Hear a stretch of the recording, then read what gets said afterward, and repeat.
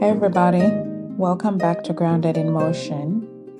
I'm your host, Dr. Renee Whynes, and today I'm riding alone.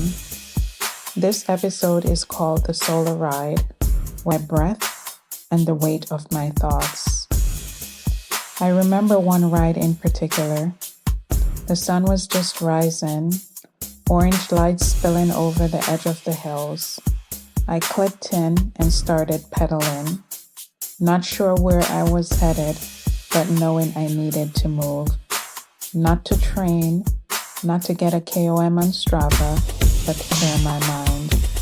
It had been months of emotional noise, unspoken words, the kind of heaviness that doesn't announce itself, but lingers. And so, I rode. At first, I resisted the stillness. My mind raced. To work deadlines, to conversations I wished had gone differently, to the weight of everything I hadn't said.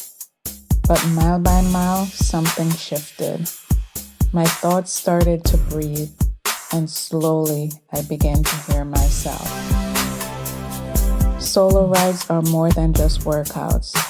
They are therapy sessions with no couch, meditation with motions, reckonings with rhythm. That day, I asked myself many hard questions.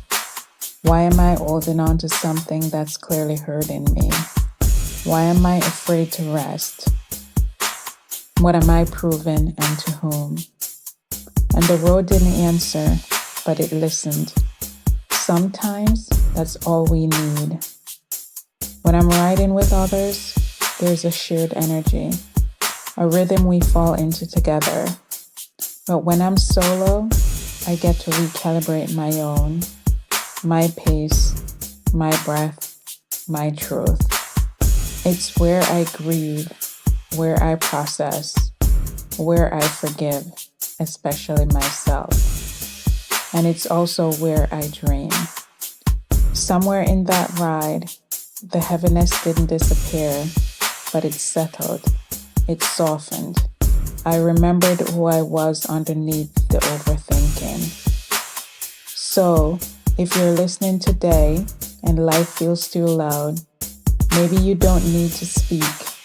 Maybe you just need to move. Take a walk, a ride, a breath, and let your thoughts catch up to you. Because when it's just you and the road, there's nothing to hide behind. And sometimes, that's where the healing starts. The solo ride didn't just carry my grief. It carried me back to myself.